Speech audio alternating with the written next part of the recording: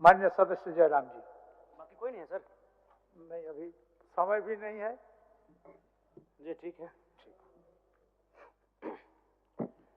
धन्यवाद माननीय अध्यक्ष महोदय। आज मैं महामहिम राज्यपाल महोदय के द्वारा प्रस्तुत अभिभाषण पे हो रहे वाद विवाद पर अपनी प्रतिक्रिया देने के लिए आया हूं। महोदय, एक छोटी सी कहानी मैं बताना चाहूँगा। एक महिला थी, उसकी छोटी बच्ची जिसकी उम्र 5 वर्ष थी, वो अपनी माँ से आकर पूछती है कि माँ, छोटे भाई का मृत्यु कब होगा? तो माँ ने पूछा कि बेटी तुम ऐसा क्यों कह रही हो, अपने छोटे भाई को मरने के लिए क्यों कह रही हो? तो छोटी सी गुड़िया ने कहा कि माँ, बड़े भाई की जब मृत्यु हुई थी तो बहुत सारे लोग हमें खाना देने के लिए आए थे, हमारे घर में भोजन नहीं था, हमें कपड़े नहीं था, तो बहुत सारे लोग हमसे मिलने आए थे और हमें खाना देकर गए थे। और मैं चाहती हूँ कि छोटा भाई भी अगर मर जाएगा तो शायद बहुत सारे लोग आएंगे, हमें भोजन देंगे, हमें खाना देंगे, हमें कपड़े देंगे, क्योंकि हम 4-5 दिनों से भूखे हैं। महोदय, आज यही भाव कोयलांचल के हर एक रैयतों के घर में है कि जब भी हमारी जमीनों का अधिग्रहण होगा, जब कोई कंपनी हमारी जमीन का अधिग्रहण माइंस के लिए करेगी और जब माफियाओं के द्वारा उन पर लाठीचार्ज होगा, उनके लठेत के माध्यम से उन पर हमला होगा, तो कोयलांचल के रैयत चाहते हैं कि साथ साथ में 2-4 IAS IPS को भी चोट लगे। क्यों लगे? न विगत कुछ दिन पहले बागमारा में एक घटना घटी थी, हिलटॉप कंपनी का मामला था, DSP महोदय घायल हुए थे, सरकार ने वीडियो कॉल से बात किया था, सरकार ने उस मामले को संज्ञान में लिया था, लेकिन ठीक उसके कुछ दिन बाद सिंदरी के सुरंगा में फिर एक घटना घटती है। इस बार महिलाओं को सड़क पे दौड़ा दौड़ा कर पीटा गया, उनकी साड़ियों को फाड़ा गया, उनके कान की बालियों को नोचकर छीन लिया गया, लेकिन न FIR होता है, न कार्रवाई होती है। महोदय, इसी प्रकार से आज एक मामला संज्ञान में आया है। मैं सदन को सचेत करना चाहूंगा, ये मामला मांडू का है। महोदय, मांडू के प्रभावित गांव बसंतपुर, पचड़ा, कोतरे, बालमहुआ, हुरदाग, रहवान, पचमो, इचाकडी, बरगैया, ठोठाटा, लइयो, दनिया, यहाँ एक कंपनी है, उस कंपनी का नाम है पावर मेक लिमिटेड और उसकी सहयोगी कंपनी अमर इंडिया लिमिटेड।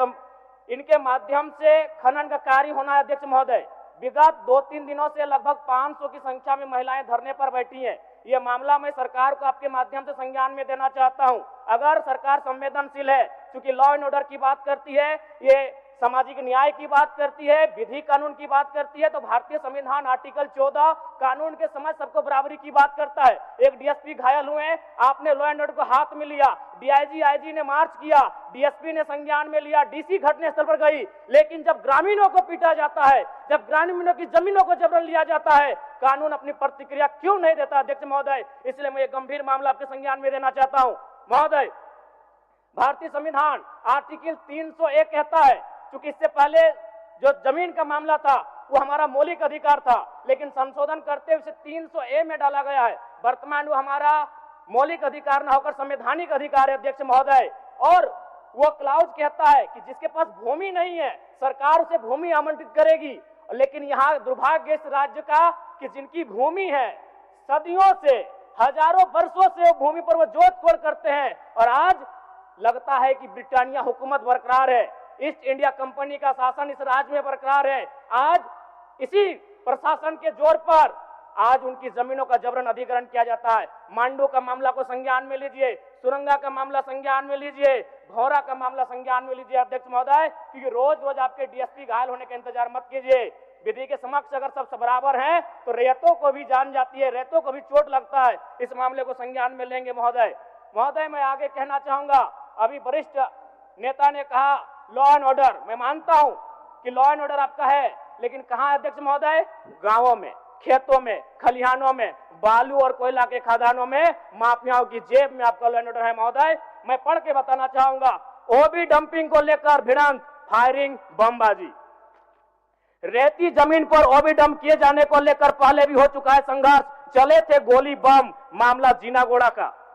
देव प्रभा आउटसोर्सिंग के समर्थकों व ग्रामीणों में झड़प, पत्थरबाजी व फायरिंग, तीसरा थानेदार का हाथ टूटा। अचानक बमबाजी व फायरिंग से मची भगदड़, पुलिस की मौजूदगी में एक दूसरे पर पत्थर बरसाते लोग। मैंने कहा लॉ एंड ऑर्डर है। अध्यक्ष महोदय, कहाँ गांवों में, खेतों में, खलिहानों में, कोयला के खदानों में, माफियाओं की जेब में। अध्यक्ष महोदय, मामले को गंभीरता पूर्वक संज्ञान में लीजिए। अध्यक्ष महोदय, फिलहाल मांडू के मैंने जिन गांवों का नाम जिक्र किया है, अभी भी 500 महिलाएं धरने पर बैठी। अध्यक्ष महोदय, अगर सरकार इस मामले को गंभीरता पूर्वक नहीं लेती अध्यक्ष महोदय, तो बागमारा और झरिया जैसी घटनाएं मांडू में घटित होने में देर नहीं लगी। अध्यक्ष महोदय, इसलिए मैं चाहता हूं कि इस मामले को आप संज्ञान में ले। दूसरी बात अध्यक्ष महोदय, मैं आपके माध्यम से एक अत्यंत गंभीर मामला संज्ञान में देना चाहता हूं। धनबाद जिला तोपचाची प्रखंड अंतर्गत पिपराडी गांव, आजादी के 78 साल बाद भी उस गांव की सड़क मुख्य सड़क से जुड़ नहीं पाई है। उनका मामला आता है अभयारण्य भूमि, सेंचुरी का भूमि का मामला संज्ञान में आता है। अध्यक्ष महोदय, मैं सदन के माध्यम से सरकार से पूछना चाहता हूं कि पारासनाथ पहाड़ में सड़क बन सकता है तो पिपराडी गांव में क्यों नहीं बन सकता है? अध्यक्ष महोदय, पारासनाथ पहाड़ में जिन लोगों की सड़क की जरूरत थी अध्यक्ष महोदय, चूंकि वह धनी लोग थे, वो संपन्न लोग थे, इसलिए पारासनाथ के पहाड़ में जो कि सेंचुरी अभयारण्य है, सड़क चली गई, लेकिन पिपराडी गांव सड़क नहीं जा पा रही। अध्यक्ष महोदय, ये तोपचाची प्रखंड का मामला है, इसे संज्ञान में लेंगे।